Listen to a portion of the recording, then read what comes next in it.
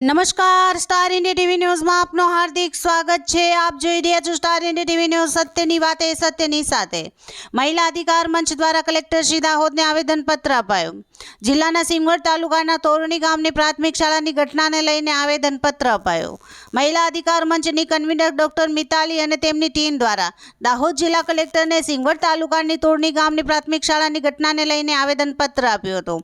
અભ્યાસ કરતી 6 વર્ષની માસૂમ બાળકીના હત્યારા આચાર્ય ગોવિંદનાથનો કેસ ફાસ્ટ ટ્રેક કોર્ટમાં ચલાવીને ઝડપથી ફાંસી આપે તેવી મહિલા અધિકાર મંચ દ્વારા માંગ કરી હતી। સાથે સાથે મહિલા અધિકાર મંચ દ્વારા હાલ ગુજરાતના મુખ્યમંત્રી ભૂપેન્દ્ર પટેલ સાહેબે રાજીનામું આપે તેવી માંગ કરી હતી। મહિલા અધિકાર મંચ દ્વારા મોટી સંખ્યામાં મહિલા અધિકાર મંચ દ્વારા મહિલાઓએ કલેક્ટર શ્રી દાહોદને આવેદન આપી પોતાનો વિરોધ નોંધાવ્યો હતો। Star India TV news Dahod reporter Kishorsinh Solanki, જિલ્લા દાહોદ।